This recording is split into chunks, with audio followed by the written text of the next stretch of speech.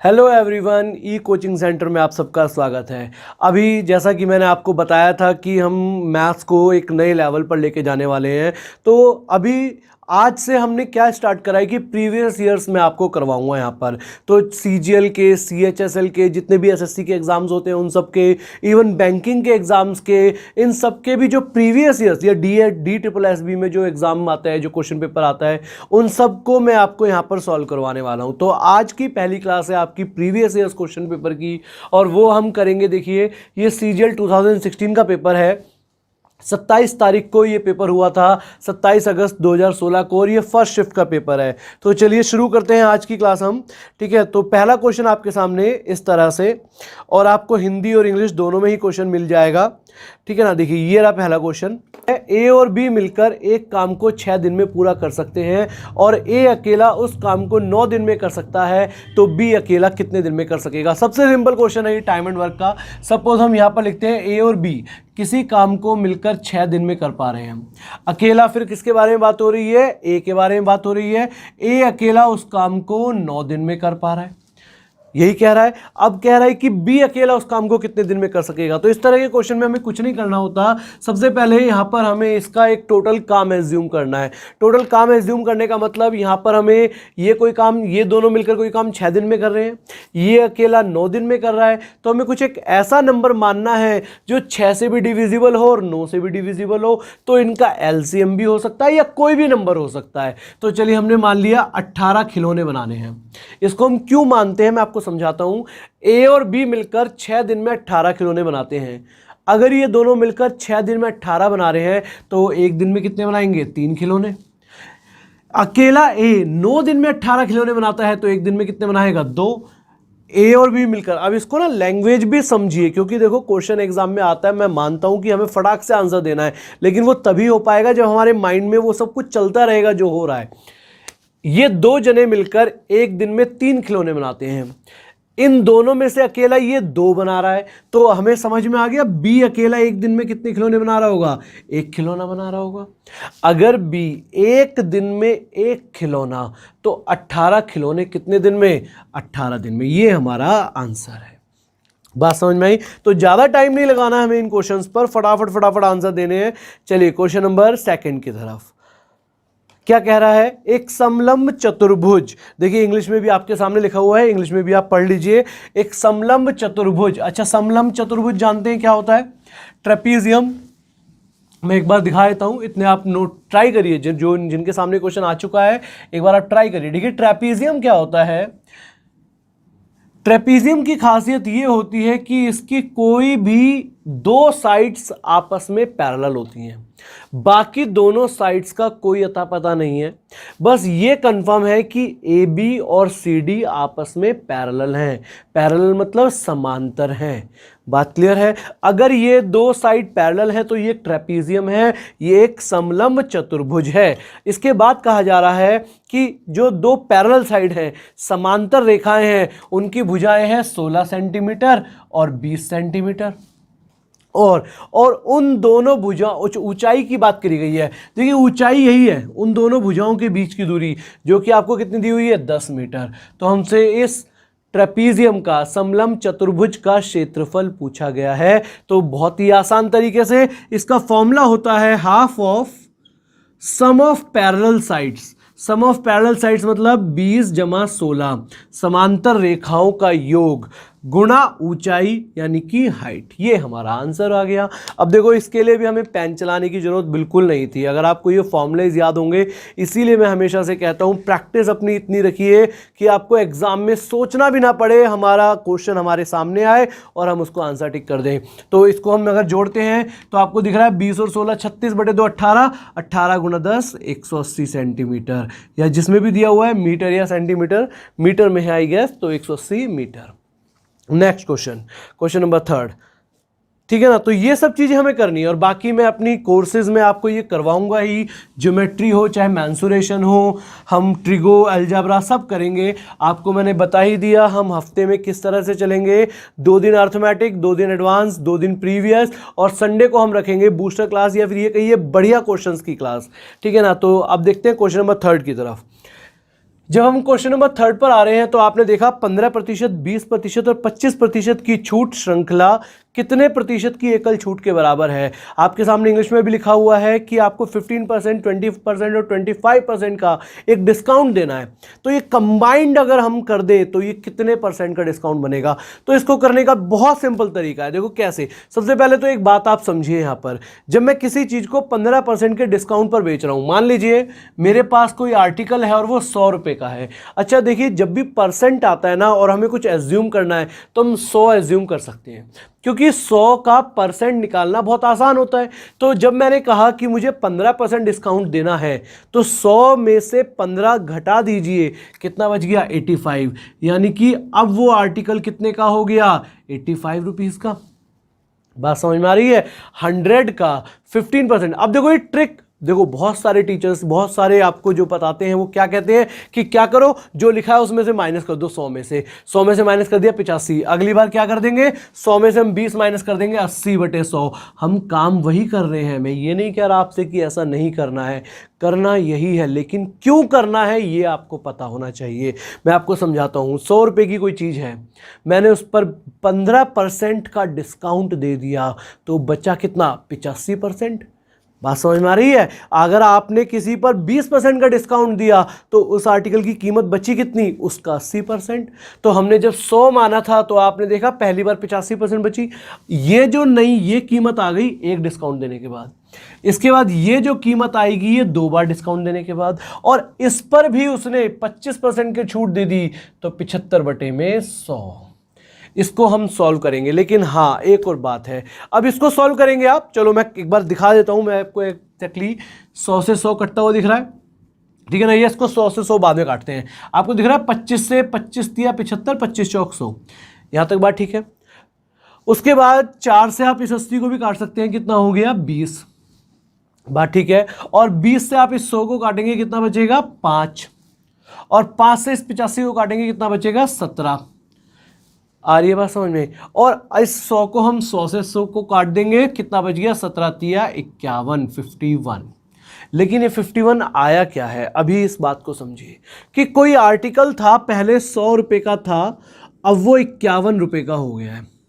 ये उसकी जो 51 रुपीज़ आई है ये नई कीमत आई है इतने डिस्काउंट देने के बाद। तो 100 रुपये की चीज़ 51 रुपये की रह गई। आप समझ में कितने का डिस्काउंट दिया है 49 रुपीज़ का। और 49 रुपीज़ का डिस्काउंट कितने रुपए पर 100 रुपये पर, तो डिस्काउंट परसेंट कितना हो गया 49%। बात समझ में आई सबको। अच्छा अब ये काम जो हमने करा है इसको थोड़ा सा और हम आसान तरीके से या और शॉर्ट वे में कैसे कर सकते थे। मान लीजिए कोई आर्टिकल 100 रुपये का है, पहली बार उस पर कितने परसेंट का डिस्काउंट दिया गया 15% का। अब आपको ये पता होना चाहिए कि 15% का मतलब 3/20 होता है। ये वाली बात हमें पता होनी चाहिए। और इसका मतलब क्या है, इसका मतलब मैं फिर दोबारा से, देखो मैं बहुत चीज़ें आपको ये पहले ही समझाता हूँ कि मैं क्लियर करके चलना चाहता हूँ। मैं कोई भी चीज़ ऐसे नहीं चाहता कि आप उसको रट लो। मतलब 15% का मतलब 3/20, रटना नहीं है, समझना है। समझना कैसे है, सपोज मैंने लिखा 20%, तो 20% का मतलब आपको पता है 100 में से 20। बात क्लियर है। अगर मैं कहता हूं मेरे 20% मार्क्स आए हैं, इसका मतलब अगर 100 नंबर का एग्जाम था तो 20 नंबर आए हैं। और 100 में से 20 कहिए या 5 में से 1 कहिए, बात बराबर है ना भाई। 20/100 को आप 1/5 लिख सकते हैं। तो उसी तरह से जैसे मैंने लिखा 15%, तो 15% का मतलब होता है 100 में से 15, और 100 में से 15 किससे कट जाएगा 5 से 20 गया, यहाँ पर 3 गया, 20 में से 3 एक ही बात है। तो अब मैं ये आपसे कहना चाह रहा हूं कि अगर मैंने 15% का डिस्काउंट दिया, इसका मतलब मैं ये भी कह सकता हूं कि 20 रुपये पर 3 रुपये का डिस्काउंट दिया, और 20 रुपये पर 3 रुपये का डिस्काउंट, तो बचा कितने का 17 रुपये का। इसका मतलब 17/20। बात समझ में आई। अगली बार चलते हैं। देखो जैसे दूसरा डिस्काउंट कितने का था 20% का। 20% का डिस्काउंट देने का मतलब 1/5, 5 रुपये पर 1 रुपये का डिस्काउंट। और 5 रुपये पर 1 रुपये का डिस्काउंट मतलब कोई चीज़ पहले 5 रुपये की थी अब 4 रुपये की रह गई।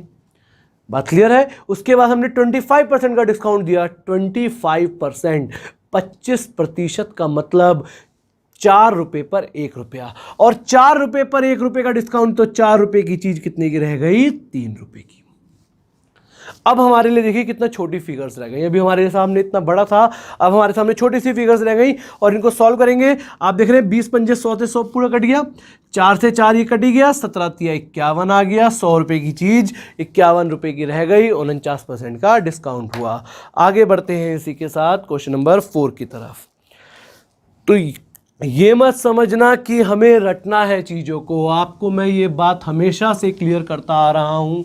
जब भी मैं क्लास पढ़ाता हूँ, चाहे मैं ऑफलाइन क्लास ले रहा हूँ चाहे आपकी ऑनलाइन ले रहा हूँ आजकल, तो आपको हमेशा ये बात ध्यान रखनी है कि चीज़ों को समझना है। क्वेश्चन नंबर 4 क्या कह रहा है, 490 रुपये को ABC में बांटा गया और इस तरह से बांटा गया है कि ए का हिस्सा, आप इंग्लिश में भी पढ़ पा रहे होंगे, ए का हिस्सा बी के हिस्से से आधा है।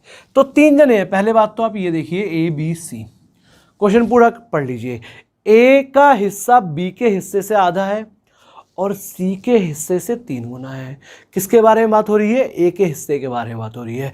ए का जो शेयर है वो बी के शेयर का तो हाफ है और सी के शेयर का थ्राइस है, 3 गुना है। तो आपको ये बात क्लियर है, सबसे कम किसका शेयर लग रहा है, सी का शेयर लग रहा है। अगर सी का 1 रुपया तो ए का कितना, 3 रुपये, 3 गुना हुआ। और ए का हिस्सा बी के हिस्से का आधा है तो बी का कितना हो गया, 6 रुपया हो गया आपके सामने। बस अब अगर ए 3 रुपये कमाता है, बी 6 रुपये कमाता है और सी 1 रुपये कमाता है, तो ये तीनों मिलकर कितने कमाएंगे, 10 रुपये। लेकिन क्वेश्चन में आपको बोला गया है कि तीनों मिलकर कितने रुपए कमाते हैं, 490। तो एक की वैल्यू 49 और हमसे पूछी किसकी वैल्यू है, सी की पूछी है, तो सी 1 रुपये कमाता है, यानी कि 49 रुपये। ये हमारा आंसर हुआ। बात किसी को नहीं समझ में आई है तो आप कमेंट बॉक्स में लिख सकते हैं। बाकी मुझे नहीं लगता कि इस क्वेश्चन में कुछ ऐसा था जो आप लोगों को ना समझ में आया होगा। और देखो, मैं अभी तो आपको एक बात क्लियर कर दूं, ये टियर 1 है। टियर 1 में भी हालांकि क्वेश्चंस आ जाते हैं कुछ ऐसे जो टाइम कंज्यूमिंग होते हैं या फिर बहुत ही ज़्यादा कंसेप्चुअल होते हैं। तो हमें इस बात पर ध्यान रखना है कि हमें अपनी प्रिपरेशन को, चाहे वो प्री के लिए हो चाहे वो मेंस के लिए हो, बहुत मेहनत करनी है। चलिए क्वेश्चन नंबर 5। एक विक्रेता ने किसी वस्तु को 6% की हानि पर बेचा। यदि उसने उस वस्तु को 64 रुपये अधिक में बेचा होता। अभी ये सब क्वेश्चंस के लिए ना पेन भी नहीं चलाना आपको। देखो, एक वस्तु को बेचा गया 6% के लॉस पर, इंग्लिश में आपने पढ़ा 6% के लॉस पर हमने बेचा। अगर उसने 64 रुपीज़ ज़्यादा का बेचा होता तो उसे 10% का प्रॉफिट होता, 10% का प्रॉफिट होता। इसका मतलब बहुत सिंपल है। आप देखिए, 100 रुपये की चीज़ थी, पहले 6% के डिस्काउंट पर बेचा, मतलब 94 का बेचा, फिर वो 110 का बेच रहा है। जो गैप आ रहा है, पहले 6% लॉस फिर 10% प्रॉफिट, कितने का गैप आया, 16% का। और ये 16% का जो गैप है यही 64 रुपीज़ की वजह से है। तो बस हो गया, उस वस्तु का 16%, उस वस्तु का जो भी कॉस्ट प्राइस है, जो भी उसका क्रय मूल्य है, उसका 16% 64 के बराबर है। तो आपको क्लियर हो रहा है 1% कितने के बराबर हो गया, 4 रुपये के। मैं ज़्यादा इसमें डीप नहीं जाऊंगा क्योंकि ये सब चीज़ें आपको आनी चाहिए। तो आप बता सकते हैं 100% कितने के बराबर, 400 रुपये के। हालांकि इतना भी जो लिखा जा रहा है ये भी सब आपके लिए ज़्यादा ही है, इतना होता नहीं है। चलिए कोई बात नहीं, हम वैसे भी प्रैक्टिस कर रहे हैं। ऐसे ही मैं आपको सैम्पल पेपर्स भी कराऊंगा। अभी हम प्रीवियस पेपर्स लेकर चल रहे हैं और जितने भी प्रीवियस एग्जाम्स हुए हैं उन सबको हम करने वाले हैं। तो ये बात आपको क्लियर हो चुकी है। 2 दिन अर्थमेटिक वीक में, 2 दिन एडवांस और हम 2 दिन प्रीवियस ईयर्स लेके चलेंगे। और इस बार कोई डिसकंटिन्यूटी नहीं होगी, पूरा अच्छे से कंटिन्यू रहेंगे, सिलेबस सारे कवर करेंगे मैथ्स के। और मैं कोशिश करूंगा और भी सब्जेक्ट्स मैं आपके सामने लेकर आऊं। मैं नहीं पढ़ाऊंगा वो, लेकिन कुछ ना कुछ हम करेंगे। चलिए लिखिए, एक स्कूल में 1400 बच्चे हैं, ठीक है ना, 1400 छात्र हैं, उनमें से 25% चश्मा लगाते हैं। तो एक काम करा करिए, देखिए जैसे आप क्वेश्चन पढ़ रहे हैं, आप अपने मन में ना एक फिगर बनाते चलिए कि 1400 बच्चे हैं, उसमें से 25% मतलब 1/4 चश्मा लगाते हैं। तो 1/4, अब देखो अगर मुझे किसी चीज़ का 1/4 करना है तो मैं एक बार आधा कर दूंगा, दोबारा आधा कर दूंगा, हो गया 1/4। बात समझ में आ रही है ना। तो 1400 का पहले आधा करा 700 और फिर 700 का फिर आधा कर दिया 350। इसका मतलब 350 ऐसे बच्चे हैं जो चश्मा लगाते हैं और बाकी बच्चे ऐसे बच्चे जो चश्मा नहीं लगाते हैं। हम देखते हैं आगे बात किसके बारे में हो रही है, चश्मा लगाने वालों के बारे में। तो ठीक है, हमने 350 लिख दिया। में से 2/7 लड़के हैं। अगर 2/7 लड़के हैं तो स्कूल में पूछा गया है कितनी लड़कियां हैं। अब आपको ये चीज़ यहाँ पर समझ में आनी चाहिए। अगर मैं कहता हूँ किसी का 2/7 तो बाकी कितना बचा, 5/7। बात समझ में आ रही है ना, क्योंकि हम इसमें 1 में से माइनस करेंगे इसको। तो ये 350 का 5/7 लड़कियां हैं और ये हमारा आंसर आ गया। 7 पंजे 35, 25 पंजे 250। ये लड़कियां हैं वो उतनी जो चश्मा लगाती हैं। बात क्लियर है? तो चलिए नेक्स्ट क्वेश्चन की तरफ तो देखते हैं। एक आदमी धारा की प्रतिकूल दिशा में, आप यहां पर पढ़ पा रहे हैं कि अपोजिट डायरेक्शन में, यानी कि अप स्ट्रीम। थोड़ी सी बात मैं यहां पर आपको बताना चाहूंगा, वैसे मुझे पता है आपको आता है। सिंपल सी बात है, एक्स हम मान लेते हैं speed of boat in still water. आप साथ साथ लिखते रहिए, शांत जल में नाव की चाल, speed of boat in still water, ये हम एक्स मानते हैं। वाई हम मानते हैं धारा की चाल, स्पीड ऑफ करंट। बात समझ में आ रही है? मतलब कहने का ये है, ये एक नदी है, इसमें जो पानी बह रहा है वो वाई की स्पीड से बह रहा है, और ये एक नाव है। इस नाव, अगर ये पानी ना बह रहा होता तो इसकी अपनी स्पीड एक्स हो जाती। अगर ये पानी स्टिल वाटर होता तो इसकी अपनी स्पीड एक्स होती, और ये पानी बहने लग गया वाई से। अब आपको यहां पर क्लियर हो रहा है, देखिए पानी भी इसी डायरेक्शन में जा रहा है और ये नाव भी इसी डायरेक्शन में जा रही है, तो इसको हम बोलते हैं डाउन स्ट्रीम। हिंदी में लिख लीजिए, धारा के साथ डाउन स्ट्रीम स्पीड ये कितनी हो जाएगी? x plus Y. आपको समझ में आ रहा है? ये नाव की हेल्प कर रहा है पानी। अगर आप सोचिए इस बात को, आप नदी में नीचे उतर रहे हैं, नीचे उतरने का मतलब डूबना नहीं होता है, नीचे उतरने का मतलब क्या होता है? पानी के साथ बह रहे हैं, तो पानी आपको हेल्प करेगा ऑफ कोर्स। और दूसरी बात होती है अप स्ट्रीम। अप स्ट्रीम मतलब धारा के विपरीत, और धारा के विपरीत अगर हमें जाना पड़े तो उसकी स्पीड हो जाएगी x माइनस वाई। उस केस में मान लीजिए अगर मैं नाव इस तरफ ना चलाकर इस तरफ चलाता हूं और पानी इस तरफ बह रहा है, तो ऑफ कोर्स पानी मुझे रोकेगा, मेरी स्पीड को कम करेगा, x माइनस वाई। दो फॉर्मूले तो हमारे ये हो गए। उसके बाद दो फॉर्मूले और आते हैं हमारे सामने एक तरीके के, कि अगर हमें ds और us पता है, यानी कि धारा के साथ की चाल और धारा के विपरीत चाल पता है, तो x और y निकालने का तरीका, x का फॉर्मूला हो जाता है ds plus us divided by 2, और y हो जाता है ds minus us divided by 2। हालांकि इनका फॉर्मूला ऐसे याद करने वाली चीज़ें है नहीं, एकदम से आपको दिखने चाहिए, लेकिन फिर भी अगर आपको नहीं याद तो लिख लीजिए। क्वेश्चन पढ़ते हैं, क्या कह रहा है? धारा के प्रतिकूल यानी कि अपोजिट डायरेक्शन में, यानी कि अप स्ट्रीम दी हुई है 12 और डाउन स्ट्रीम दी हुई है 18। आपको पूछा गया है स्थिर जल में नौका खिंचाव। अरे सिंपल, आपसे x पूछा गया है, तो क्या हो जाएगा? 18 प्लस 12 बटे में 2, जो कि कितनी हो गई? 15 किलोमीटर पर आवर। कुछ नहीं टाइम इन क्वेश्चंस को करने में, मैं आपको सिर्फ समझा रहा हूं इसलिए टाइम लग रहा है। तो नेक्स्ट क्वेश्चन की तरफ चलते हैं हम, क्वेश्चन नंबर 8। देखिए ये अलजेब्रा का क्वेश्चन आपके सामने आया है, कौन करेगा इसको? देखो जरा, बहुत ही आसान क्वेश्चन है, मैं उम्मीद करूंगा कि मेरे बोर्ड रब होने से पहले आपका आंसर आ जाएगा। तो आ गया आंसर। देखो क्या कह रहा है, AB इज इक्वल टू 21। इस तरह से क्वेश्चन ना, वैसे तो अगर हम इसको कंसेप्चुअली करेंगे या और हम किसी अच्छे तरीके से करेंगे तो लंबा जाएगा। इसको करने में आपको बिल्कुल कुछ नहीं जाना। देखो अगर मैं a प्लस बी का होल स्क्वायर की बात करूं तो आपको दिया हुआ है 25 upon, sorry, a plus B का होल स्क्वायर अपॉन में a माइनस बी का होल स्क्वायर आपको दिया हुआ है 25/4, ये आपको दिया हुआ है। और आपको ए बी की वैल्यू दी हुई है 21। आपसे पूछी क्या है, मैं लिख लेता हूँ यहाँ पर, वैसे तो आपके सामने लिखा हुआ है a² plus b² plus 3ab, इसकी वैल्यू पूछी है। अब एक बात बताइए, देखो आपको ए बी 21 है, इन दोनों का प्रोडक्ट 21 है, तो या तो ये 21 और 1 हो सकता है। कहने का मतलब अगर इसको 21 मान लिया और इसको 1 मान लिया, ये सब आपके माइंड में होना चाहिए, ज़्यादा पेन चलाने की जरूरत नहीं है।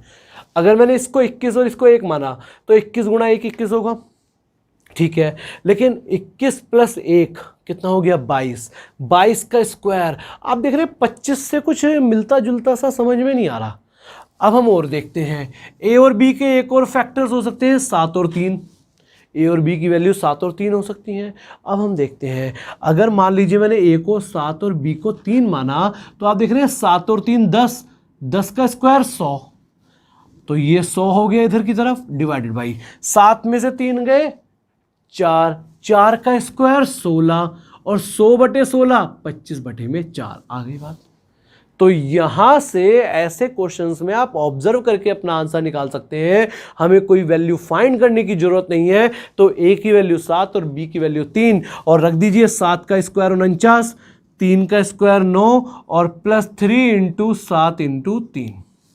इसको सॉल्व कर लीजिए। 49 मैं अब सॉल्व नहीं करने वाला आपके सामने, वैसे 3 तिया 9 तिया 27, इनको आप जोड़ेंगे तो कितना आ जाएगा, 121 आ जाएगा। नोट कर लीजिए। बात किसको नहीं समझ में आ रही, देखो इस तरह से 121 ही आएगा आई गेस, या 125 आएगा। 3 तिया 9, 9 सत्ते 63 आएगा ना यहाँ पर, इनको जोड़ लीजिए, आपका 121 आंसर आ गया। ठीक है, इस तरह से। चलिए नेक्स्ट क्वेश्चन की तरफ चलते हैं।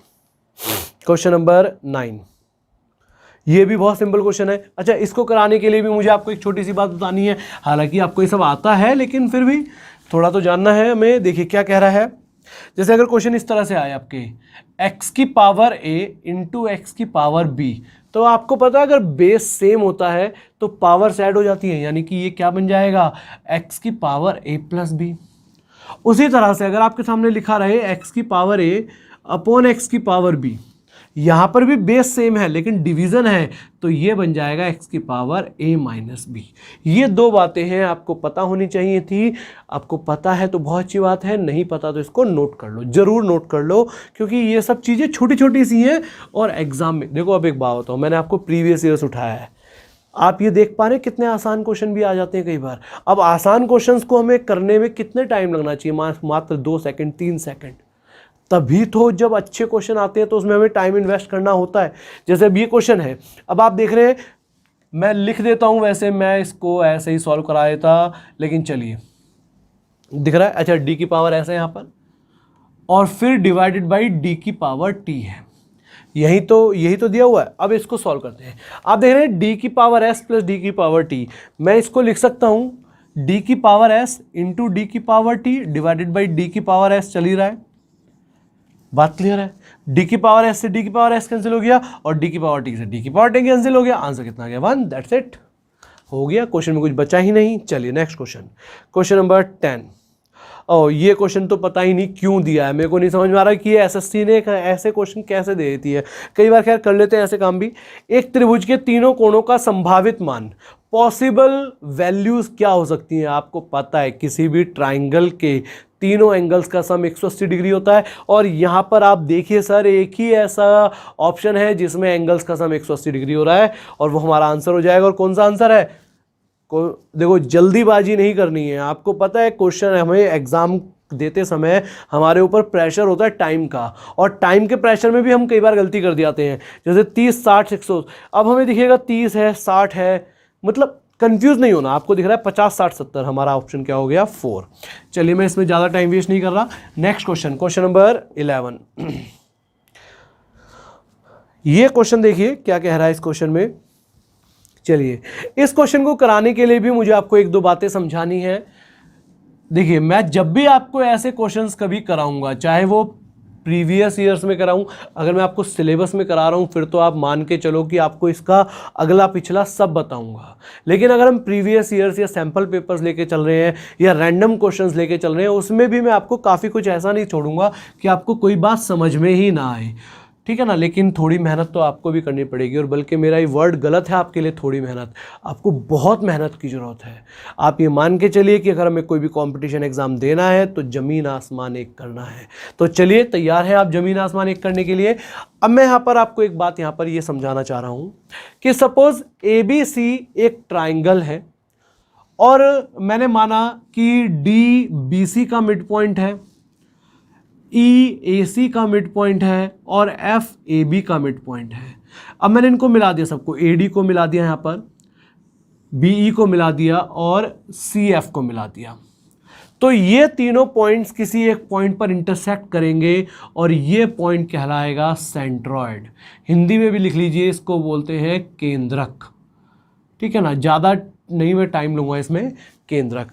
तो बस इस केंद्रक की एक खासियत होती है कि ये किसी भी मीडियन को 2:1 के रेशो में बांटता है। अच्छा ये बात मैं बता दूं, जैसे अगर D मिड पॉइंट है तो AD एक मीडियन है, एक माध्यिका है। माध्यिका मतलब जो सामने वाली भुजा को दो बराबर भागों में बांटे। सपोज मेरे सामने एक ट्राइंगल है और इसको मैंने बोल दिया ABCD, और अगर ये दोनों साइड्स बराबर हैं, BD और CD बराबर है, तो AD एक माध्यिका है, मीडियन है। तो यहाँ पर हम एक बात जानते हैं कि कोई भी सेंट्रॉयड या सेंट्रोइड ट्राइंगल का किसी भी मीडियन को 2:1 में बांटता है। अगर ये x है तो ये 2x, अगर ये y है तो ये 2y, अगर ये z है तो ये 2z। इस तरह से बात आ रही समझ में? तो इसको आप नोट करिए और फिर मैं आगे इस क्वेश्चन को कराता हूं। आपके सामने जो क्वेश्चन आ चुका है देखिए क्या कह रहा है क्वेश्चन। एक ट्राइंगल आपको बनाया हुआ है उसने, इसने लिटा के बना, या मैं यहीं पर करा देता हूं आपको, छोड़ी पेन वेन चलाने की जरूरत नहीं है। आप देख रहे हैं BD और CE ये दोनों माध्यिकाएं हैं, मीडियंस हैं, क्वेश्चन में दिया हुआ है। उसके बाद अगर ये दोनों मीडियंस हैं तो जो पॉइंट O है ये हमारा सेंट्रॉइड हुआ, केंद्रक हुआ। और अभी हमने देखा केंद्रक किस रेशो में बांटता है, 2:1 में। तो देखिए EO आपको दिया हुआ है 7, अगर ये 7 है तो इसका डबल हो जाएगा, कितना हो जाएगा 14। अगर ये 7 है तो ये 14, और 14 और 7 21 हो गया आंसर। बताइए कहाँ इस क्वेश्चन को करने में आपको कितना ही टाइम लगेगा। तो चलिए नेक्स्ट क्वेश्चन की तरफ चलते हैं हम, क्वेश्चन नंबर 12। देखिए ये भी बहुत इजी क्वेश्चन है। वैसे तो मैं उम्मीद करूंगा कि आप देखते ही इसका आंसर बताएं, लेकिन चलिए मैं आपको एक बार बता देता हूं। इसमें एक आइडेंटिटी भी आपको पता होनी चाहिए। और अच्छा आगे निकल गया, 1 मिनट रुक जाइए। क्वेश्चन नंबर 12 पे थे हम, ठीक है क्वेश्चन नंबर 12। तो चलिए देखिए क्वेश्चन नंबर 12 आपके सामने आ चुका है। सेक स्क्वायर थीटा आपको दिया हुआ है कुछ, sec square theta plus tan square theta is equal to √3 given है। और आपसे पूछा है सेक की पावर 4 थीटा माइनस 10 की पावर 4 थीटा। अरे इससे आसान क्वेश्चन नहीं है। आप सेक की पावर 4 थीटा को क्या लिख सकते हैं, सेक स्क्वायर थीटा का whole square minus 10 square theta का होल स्क्वायर लिखा जा सकता है। अब आपको पता है A square minus B square, वैसे तो मैं मानता हूं यहां पर सबको पता होगा A square minus B square क्या होता है, A plus B into A minus B. तो यहां पर हम देख रहे हैं A square minus B square, ये किसके बराबर हो जाएगा, sec square theta plus tan square theta into sec square theta minus tan square theta. अब यहां पर ये इंफॉर्मेशन आपको होनी चाहिए थी कि एक आइडेंटिटी है जिसकी वैल्यू 1 होती है और इसकी वैल्यू तो √3 दी ही हुई है। तो आंसर कितना हो गया, 1 इंटू √3, आंसर हो गया √3।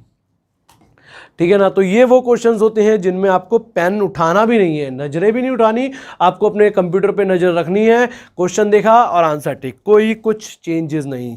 चलिए क्वेश्चन नंबर 13 की तरफ चलते हैं। Question number 13। अब ये एक पहला क्वेश्चन आया है आज के सेट में जिसमें हमें थोड़ा सा पेन चलाना पड़ेगा, थोड़ा सा हमें टाइम कंज्यूम होगा हमारा। तो मैं आपको दिखाता हूँ क्वेश्चन नंबर 13 करने का क्या तरीका क्या होता है। बाकी ये देखो ऐसे क्वेश्चन जब एग्जाम में आते हैं तो इनमें दो तीन तो ज़्यादा हो गया, आधा 1 मिनट हमारा लग जाता है।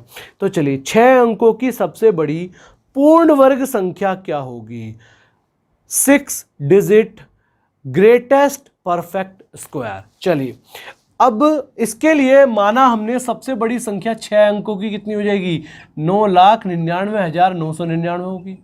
ये बात क्लियर है, 9,99,999 ये हमारी 6 अंकों की सबसे बड़ी संख्या हो गई। इसको अब इसका हम स्क्वायर रूट निकालेंगे। स्क्वायर रूट निकालना आता है आप लोगों को, चलिए मैं सिखाता हूं। देखिए स्क्वायर रूट निकालने के लिए ना ये लाइन यहां नहीं डलती है, ये लाइन डलती है यहां पर, ठीक है। और हम पेयरिंग करते हैं, लास्ट से करते हैं, ध्यान रखना। ये तो चलो कितने डिजिट्स हैं, 6 डिजिट्स हैं। सपोज ये 5 डिजिट होता, 1 2 3 4 5, तो अब जो पेयरिंग होती है ना तो इस तरह से होती है, लास्ट से 2-2 की पेयरिंग करते हैं। अगर ये हम क्यूब रूट निकाल रहे होते तो 3-3 की पेयरिंग करते। तो चलिए फिलहाल हम स्क्वायर रूट निकाल रहे हैं, इसी पर फोकस करते हैं। अब एक बात बताइए, यहाँ पर 99 है। देखिए यहाँ पर हमें ना कुछ ऐसा नंबर लिखना है जिसको उसी से गुणा करने पर, जैसे सपोज मैंने 5 लिखा तो मुझे किससे गुणा करनी पड़ेगी, इसे 5 से ही गुणा करनी पड़ेगी। और 5 पंजे 25। और अब हमने देखा 99 से 25 99 से काफ़ी छोटा है, मतलब इससे बड़ा नंबर भी लिखा जा सकता है। यहाँ पर सपोज मैं इसको 6 लिखता हूँ यहाँ पर, तो 6 गुणा 6 कितना हो गया, यहाँ पर 36 हो गया। ये भी काफ़ी बड़ा है भी। तो अगर हम इसका क्लोजेस्ट देखें, आप देखेंगे 8 8 64, और उससे भी बड़ा अगर हम देखें तो 9 9 81, 9 गुणा 9 कितना हो गया 81। अगर मैं यहाँ पर 10 लिखता हूँ तो 10 गुणा 10 तो बड़ा हो जाएगा। तो इसका मतलब ये बात तो क्लियर हो गई कि हमारा मैक्सिमम 9 आ सकता है। चलिए अब 99 में से 81 को माइनस करते हैं।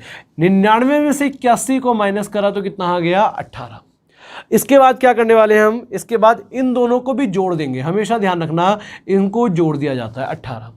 अब क्योंकि यहां से ऊपर, यहां पर 18 है, यहां पर भी 18 है, कोई बात नहीं, ऊपर से हम उतारते हैं। लेकिन एक बात ध्यान रखना, पेयर उतरता है तो यहां पर सीधा 99 उतरेगा, ये वाला पेयर पूरा का पूरा नीचे आ जाएगा। अब 18 यहां पर, फिर वही करना है हमें, यहां पर कुछ ऐसा नंबर लिखना है हमें, जैसे सपोज मैंने यहां पर 5 लिखा, तो मुझे इसको मल्टीप्लाई भी किससे करना पड़ेगा, 5 से करना पड़ेगा। 185 को 5 से गुणा करना पड़ेगा। इस तरह से आप देखेंगे ना, तो अगर यहाँ पे 9 लिखूंगा मैं तो 9 से गुणा होगा, और 9 से गुणा होने पर देखो क्या आता है, 9 में 81 1 आ गया, 9 8 72 और 8 80 हासिल 8 आ गया, 9 एकम 9 और 8 17।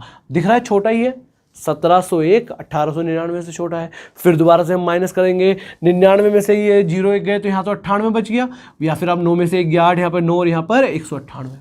अब फिर दोबारा से ऊपर पूरे से पूरा पेयर उतरेगा, पूरा का पूरा पेयर उतर गया, पूरा का पूरा कितना हो गया 99। इन दोनों को जोड़ देंगे, जैसे 9 और 9 18 जोड़ दिया था यहाँ पर, इस बार हम फिर दोबारा से इन दोनों को ऐड कर देंगे। और जब हम इन दोनों को ऐड करेंगे तो देखना जरा, 189 में 9 जोड़ दिया तो कितना हो गया 198 हो गया।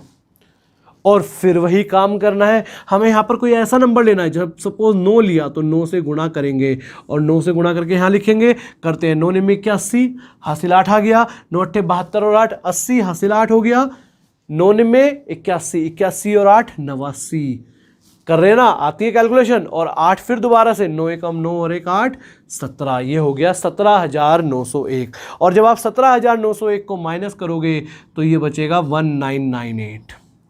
माइनस कर लो, देखो आप, 9 में से 1 गया 8, यहाँ पे 9, 18 में से 9 9, और यहाँ पर कितना बच गया था 8, 8 में 7 गया 1। इसका मतलब, अब आप इस बात का मतलब समझो, अगर ये आ जाता 0, अगर ये 0 होता, ये 1 है यहाँ पर, अगर ये 0 होता तो ये एक परफेक्ट स्क्वायर हो जाता। लेकिन ये एक्स्ट्रा है, ये एक्स्ट्रा है, तो हमें इसमें से ये माइनस करना है। यानी कि जो हमारा आंसर आएगा वो आएगा 9,99,999 में से हम 1998 माइनस कर देंगे। और 1998 जब हमने माइनस करा, आप देख रहे हैं 9 में से 8 गया 1, 9 में से 9 गए 0, यहाँ पर 0, फिर कितना बच गया 8 9 9, यानी कि 9,98,001। ये हमारा आंसर है। वैसे तो देखो इस क्वेश्चन को आपके सामने अगर ये क्वेश्चन आएगा तो आपको याद ही रखना है कि 6 डिजिट का सबसे बड़ा परफेक्ट स्क्वायर कौन सा है, ऐसे 5 डिजिट का सबसे बड़ा परफेक्ट स्क्वायर कौन सा है, सबसे छोटा परफेक्ट स्क्वायर कौन सा है, ये सब चीज़ें आपको याद रखनी है। और मैं आपको ऐसी क्वेश्चंस कराऊंगा, आपके जो संडे क्लासेज होंगी उनमें मैं ऐसे ही क्वेश्चंस कुछ दिखाऊंगा आपको, जो आपको एक तरीके से याद भी रखने हैं और उनके शॉर्ट तरीके भी सिखाऊंगा। तो चलिए हम नेक्स्ट क्वेश्चन की तरफ चलते हैं, क्वेश्चन नंबर 14 की तरफ। हाँ जी, क्या कह रहा है, बहुत ही आसान सा क्वेश्चन है ये भी। इसमें भी देखो, अगर ये जो एवरेज का क्वेश्चन है, अगर हम एवरेज का कंसेप्ट लगाएं भी तो भी हमें टाइम लग जाएगा, उससे बेटर है ये, क्योंकि कैलकुलेशन देखो ना, आप जो नंबर्स दिए हुए हैं, 50 है, 30 है, 160 है, मतलब नंबर्स बहुत ईजी हैं। अब आप देखिए, सबसे पहले तो एक बात समझ लीजिए, इसको समझाने से पहले, आपको पता है एवरेज यानी कि औसत होता है total sum divided by total number. ये वाली बात तो सबसे पहले आपको पता होनी चाहिए। औसत होता क्या है, कुल योग बटे में कुल संख्या। अब हम देख रहे हैं 50 लड़कों की एक क्लास है, उसमें से 30 लड़कों की औसत लंबाई 160 सेंटीमीटर है और शेष लड़कों की औसत लंबाई 165 है। आप एक बात देखिए, 30 लड़कों की 160 है तो टोटल सम 30 गुणा 160 हो गया। बाकी बचे 20 लड़कों की 165 है तो 20 गुणा 165 हो गया। और टोटल कितने बच्चे हैं 50। ये हमारा टोटल एवरेज हो गया। बस इसको सॉल्व कर दीजिए और आंसर आ गया। तो देखो, इसको सॉल्व करने पर आप निकाल लीजिए आंसर कितना आ रहा होगा इसका, 162 आ रहा होगा, है ना, 162 सेंटीमीटर। इसको करने के और भी बहुत तरीके हैं, लेकिन वो मैं आपको तब दिखाऊंगा जब क्वेश्चंस का लेवल आएगा। जब मैं आपको एवरेज कराऊंगा एक्चुअली में, तो एवरेज के क्वेश्चंस आपको बहुत बढ़िया भी मिलेंगे यहाँ पर, ठीक है ना। तो देखिए, नेक्स्ट क्वेश्चन की तरफ चलते हैं। क्वेश्चन नंबर 15 मैं दिखा देता हूँ, बाकी आप करिए question number 15। Simple question again करिए, एवरेज को सॉरी अलजेब्रा का क्वेश्चन है ये, और बहुत ही आसान क्वेश्चन है अलजेब्रा का। क्या कह रहा है, यदि a minus B is equal to 2 है, मैं लिख देता हूं a माइनस बी बराबर 2 है और a cube minus B cube बराबर 26 है। इस क्वेश्चन में भी ना मैं कोई फॉर्मूला नहीं लगाने वाला और मैं बताने भी नहीं वाला आपको फॉर्मूला, क्योंकि कोई क्वेश्चन है ये और आपसे पूछा क्या है a square plus B square.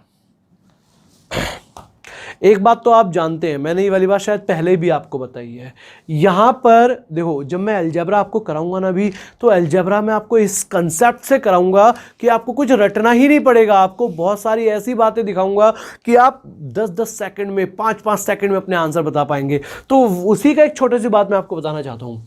आप देखिए यहाँ पे वेरिएबल कितने हैं, ए और बी 2 वेरिएबल हैं, यहाँ पर भी ए और बी 2 वेरिएबल है, तो मतलब इस पूरे क्वेश्चन में 2 वेरिएबल हैं। और गिवन इक्वेशंस कितनी हैं, एक इक्वेशन ये है और एक इक्वेशन ये है। जब भी कभी आपके पास, इस बात को चाहे तो आप नोट कर लीजिए या मैं अभी आपको फिलहाल लिखवा देता हूं, number of variables is equal to number of equations होती हैं। अगर हमारी इक्वेशंस और वेरिएबल्स की संख्या बराबर है तो एक सॉल्यूशन वन सॉल्यूशन पॉसिबल होता है। वन सॉल्यूशन, इसको मैं नीचे लिख देता हूं, वहां इंग्लिश का क्वेश्चन आ जाएगा, वन सॉल्यूशन। अच्छा, वन सॉल्यूशन का मतलब समझ रहे हैं आप क्या, कि ए और बी की केवल एक ही ऐसी वैल्यू पॉसिबल होगी, एक वैल्यू ए की और एक वैल्यू बी की, जो दोनों इक्वेशंस को सेटिस्फाई करेंगी। अगर आपके सामने, इसको मैं दिखा नहीं रहा, इसको सिर्फ समझा रहा हूं, number of variables number of equation से ज्यादा हो जाए, अगर ये ज़्यादा हो जाए तो वन सॉल्यूशन नहीं तो इनफाइनाइट सॉल्यूशंस पॉसिबल हैं।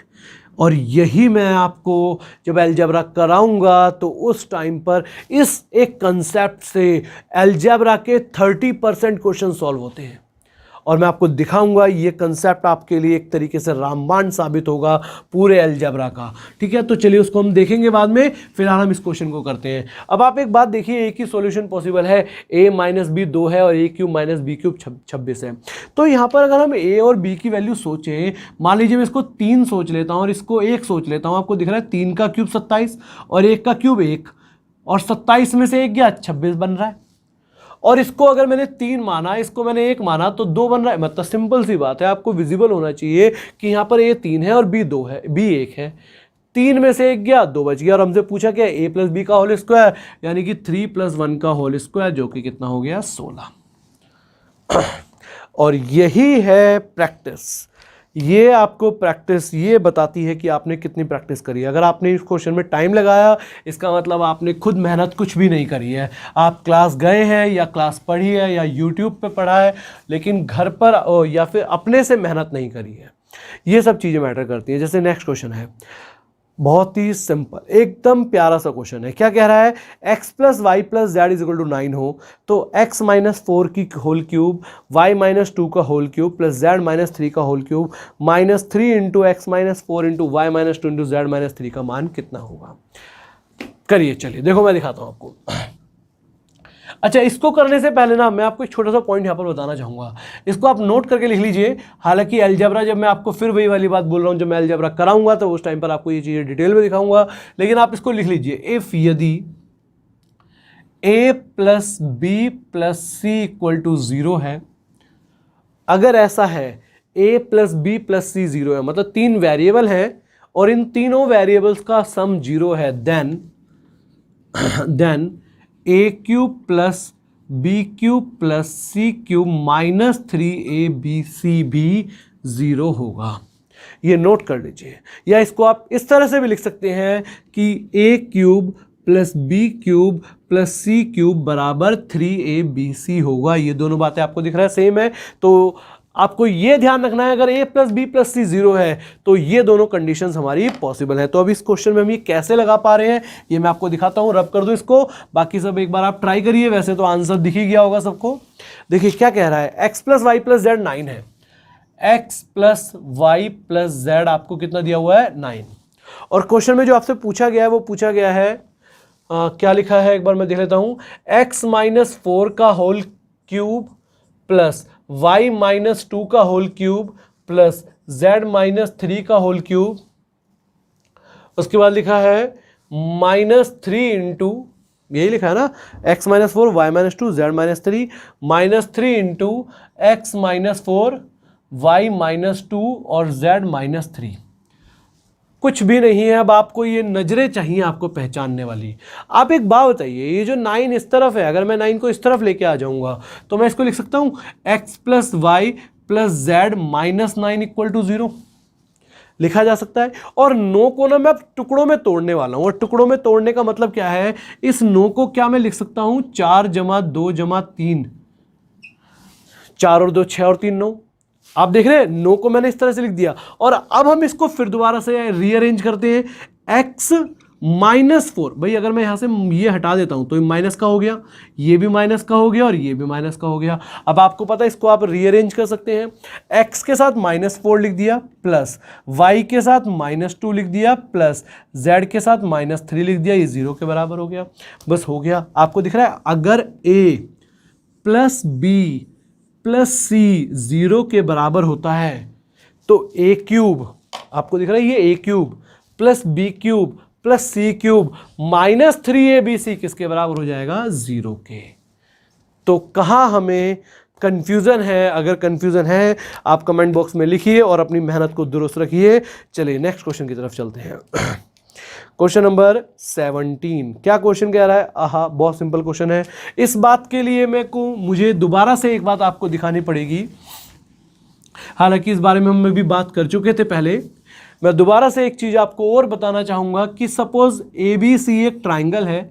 देखिए यहां पर सब ABC एक ट्राइंगल है और ये तीनों मीडियंस हैं। तो अभी मैंने आपको बताया था अगर ये ADBE और CF, ADBE और CF, ठीक है ना, ये तीनों मीडियंस हैं। तो आपको पता था ये सेंट्रॉइड होता था, G से डिनोट करते थे हम इसे, केंद्रक। ये तो मैंने आपको बता दिया था कि केंद्रक जो है सेंट्रॉइड मीडियन को 2:1 में डिवाइड करेगा। लेकिन एक बात और ध्यान रखना, सेंट्रॉइड केंद्रक इस त्रिभुज को बराबर हिस्सों में बांटता है।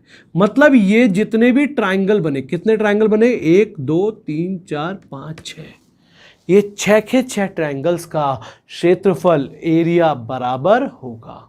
तो बस आपको यही क्वेश्चन में दिया हुआ है। देखिए ABC के 3 माध्यिका ADBE और CF है, एक दूसरे को G पर काटते हैं। उसके बाद बोला है ट्राइंगल ABC का क्षेत्रफल, मतलब इस पूरे ट्राइंगल का एरिया 36 है। तो आपको समझ में आ रहा है इन तीनों का, इन सब क्षेत्रफलों का एरिया कितना होगा, या इन सब ये जितने भी पार्ट्स हैं, ट्राइंगल्स हैं, इन सब का एरिया 666 हो जाएगा।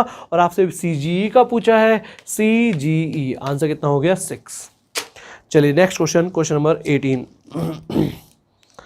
क्वेश्चन नंबर 18, ये क्वेश्चन थोड़ा सा अच्छा क्वेश्चन है, हालांकि बहुत मुश्किल क्वेश्चन तो नहीं है, लेकिन इस क्वेश्चन को करने के लिए आपको और भी 2-3 चीजें पता होनी चाहिए। मैं आपको दिखाता हूं यहां पर क्या क्या आपको पता होना चाहिए। पहले आप क्वेश्चन पढ़ लीजिए, इंग्लिश में भी हिंदी में भी, ताकि आपको कोई कंफ्यूजन ना रहे, ठीक है ना। अच्छा क्वेश्चन है ये, इस क्वेश्चन को आप थोड़ा सा पढ़िए अपने आप से।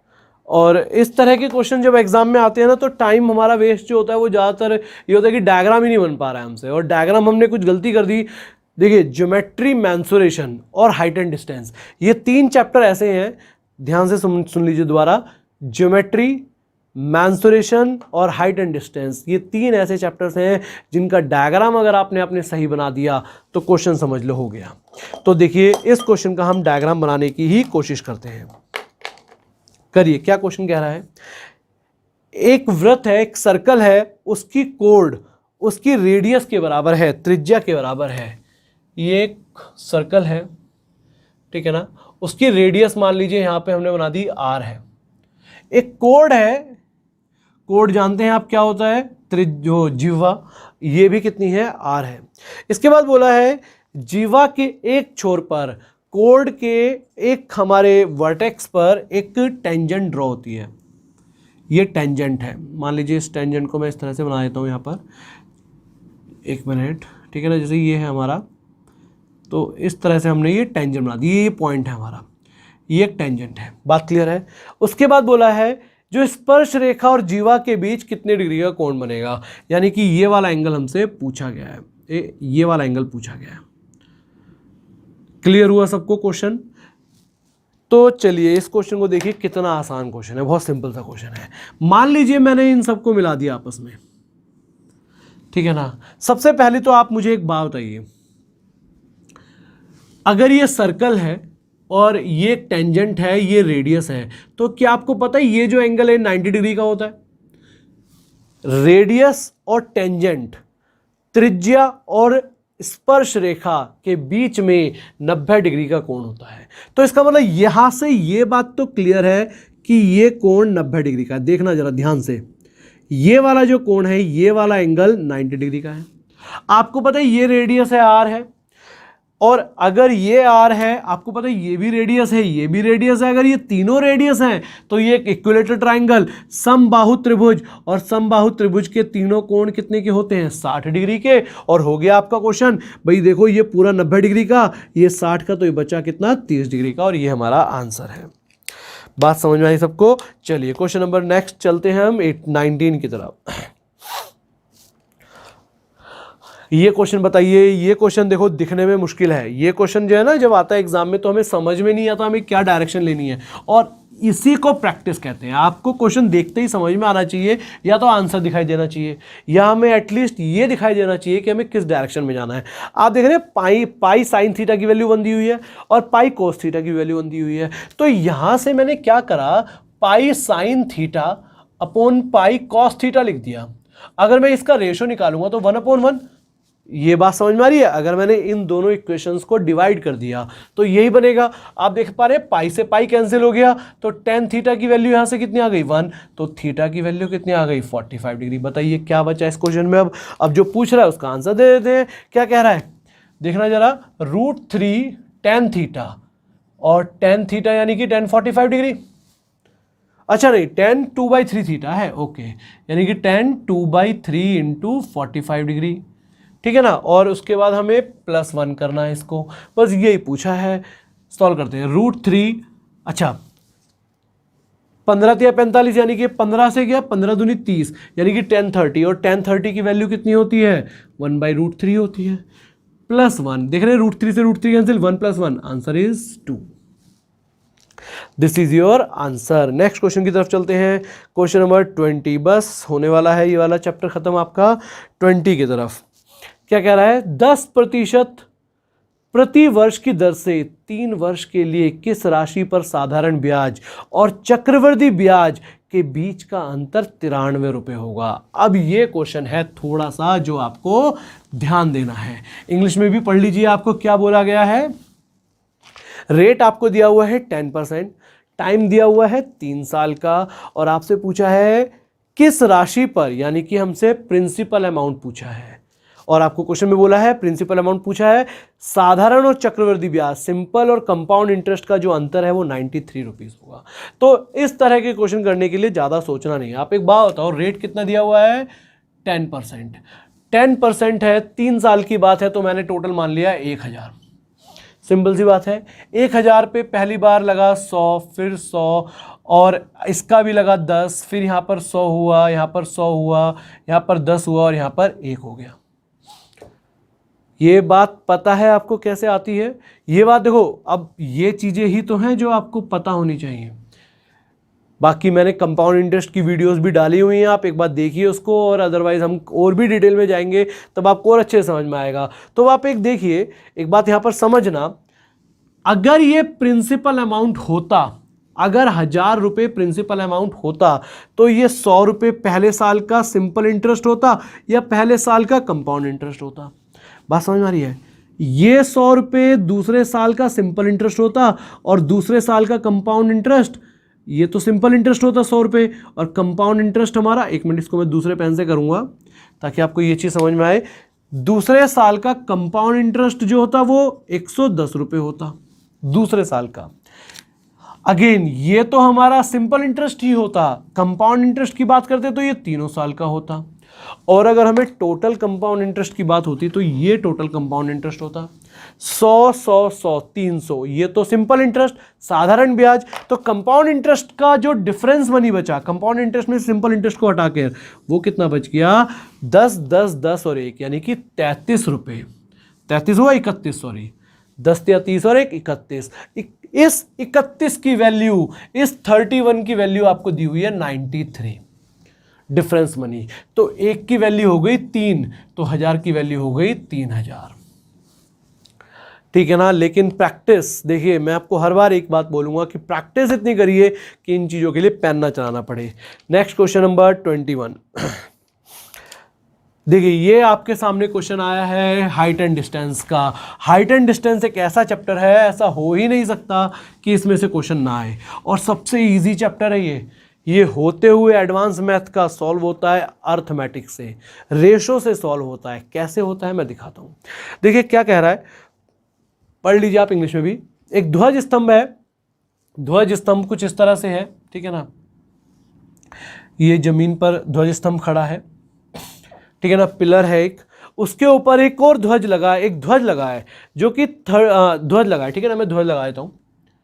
उसके बाद उसने बोला ये एक फ्लैग है, उसने बोला है 30 मीटर की दूरी से, 30 मीटर की दूरी से उन्नयन कोण यानी कि एंगल ऑफ एलिवेशन 45 डिग्री और 30 डिग्री है। एक ध्वज स्तंभ पर रखे ध्वज के शीर्ष और पाद, पाद मतलब बेस, ये बेस हो गया और ये शीर्ष हो गया। देखिए क्वेश्चन आपको कुछ ऐसा बोला है कि अगर हम यहां से इस फ्लैग के टॉप को देखें तो ये एंगल बनता है 45 डिग्री का, मैं लिख देता हूं इसको 45 डिग्री। और अगर यहां से इसके बेस को देखा जाए, एक मिनट, इसके बेस को देखते हैं अगर हम, तो ये एंगल जो बनता है, ये एंगल बनता है 30 डिग्री का।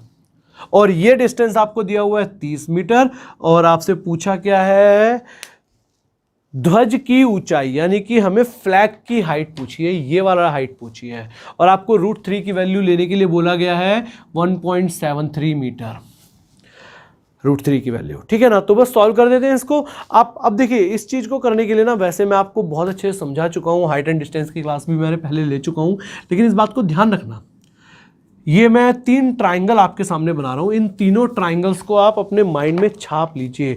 अगर आप ये 3 ट्राइंगल्स को कर लेते हैं तो हाइट एंड डिस्टेंस का कोई क्वेश्चन आपसे नहीं फंसने वाला। कोई भी क्वेश्चन ऐसा नहीं है जो आप हाइट एंड डिस्टेंस का छोड़ के आएंगे। देखिए 3 डायग्राम्स मैं आपके सामने बना रहा हूँ। जब मैंने आपको बोला एंगल 30 डिग्री तो आप ये ट्राइंगल लेंगे, जब मैंने आपको बोला एंगल 45 डिग्री तो ये वाला ट्राइंगल लेंगे, और एंगल 60 डिग्री तो ये वाला ट्राइंगल लेंगे। अच्छा मुझे एक बात बताओ, रटने की जरूरत है क्या? आप बताइए 30 डिग्री बड़ा होगा या 45 डिग्री? ऑफ कोर्स 45 डिग्री, तो ये एंगल बढ़ गया, और 45 से भी बड़ा 60 डिग्री एंगल और बढ़ गया। एक बात जो आपको ध्यान रखनी है कि 30 डिग्री के एंगल में छोटे वाली साइड 1, बड़े वाली साइड √3 और हाइपोटेन्यूज 2। 45 डिग्री के केस में ये दोनों साइड 1 और 1 और ये √2, और 60 डिग्री के केस में ये छोटे वाली साइड 1, बड़े वाली साइड √3 और हाइपोटेन्यूज 2। ठीक है, तो ये 30 डिग्री का ट्राइंगल और 60 डिग्री के ट्राइंगल तो आपको समझ में आ रहे, दोनों एक जैसे ही हैं। और 45 डिग्री का और आपको ध्यान रखना है। बस आपको ये चीज़ें अगर पता है तो हमें कुछ टाइम नहीं लगना। और जब मैं हाइट एंड डिस्टेंस आपको कराऊंगा ना, तो इसको भी डिटेल में कराऊंगा आपको, कि समझाऊंगा कि ऐसा क्यों है। तो इसको देखते हैं। अब मुझे पता है ये 30 मीटर है, आपको पता है अगर मैंने इसको ये 30 है, ये एंगल 45 डिग्री है बड़े वाला, तो ये पूरा भी कितना होगा? 30 मीटर ही होगा। बात समझ में आ रही है? क्योंकि 45 डिग्री के केस में दोनों साइड्स बराबर होती हैं। आपको पता है अगर ये 1 है तो ये भी 1 है। अब आपको पता चल गया ये तो 30 मीटर है। उसके बाद अगर ये 1 है, ये वाली साइड अगर 1 है तो ये वाली साइड कितनी है? √3। और आपको पता है √3 की वैल्यू कितनी दी हुई है? 30। तो 1 की वैल्यू कितनी हो गई? 30 बटे में √3। ठीक है, और 30 बटा √3 को आप लिख सकते हो 10 √3। और अगर ये 10 √3 आ गया, यानी कि ये वाली जो हाइट है आपके सामने, ये जो हाइट निकल के आई है, ये आ गई 10 √3 मीटर।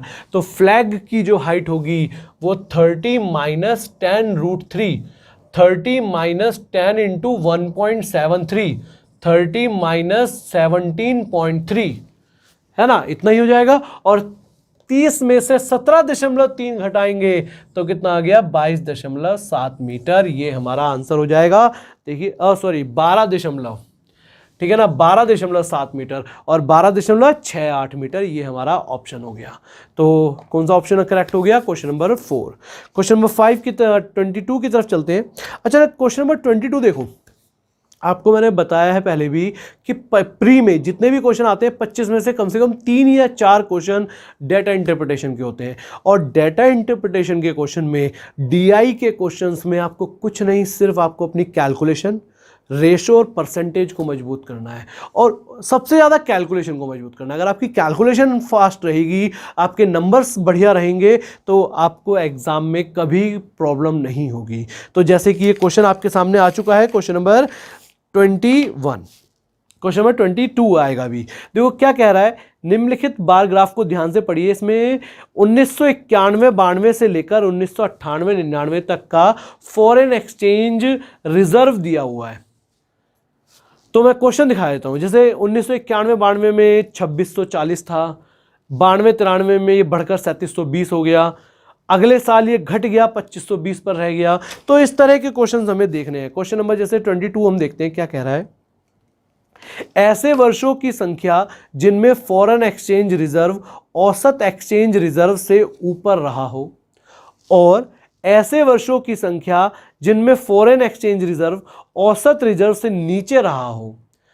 मतलब क्या कह रहा है, आप इंग्लिश में पढ़ ही पा रहे हैं कि हमें वो ईयर्स देखने हैं जिनमें एवरेज से ज़्यादा रहा है, और वो ईयर्स देखने हैं जिनमें एवरेज से कम रहा है, और दोनों के रेशो जानने हैं। तो सबसे पहले हमें इसका एवरेज जानना पड़ेगा, और एवरेज के लिए मैं आपको वापस से ग्राफ पर लेके आता हूँ इस क्वेश्चन में, ठीक है ना। अगर हमें एवरेज जानना है तो एवरेज में, अगर हमें इसका एवरेज जानना है तो इन सबको ऐड करना है। देखो 2640, 3720, 2520, 3360, और इसको जोड़कर, अब मैं यहाँ पर आपके सामने जोड़ नहीं रहा हूँ, आपको इनको ऐड करना है सबको, और ऐड करके किससे डिवाइड कर देना है, 8 से, क्योंकि टोटल हमारे कितने केसेस हैं, 8 ही हैं। देख लो जरा, 1 2 3 4 5 6 7 8, तो टोटल अगर हम इनको ऐड करेंगे तो ये ऑलमोस्ट बनेगा, जो भी बनेगा, और इसको डिवाइड करेंगे तो ये बन जाएगा 3480।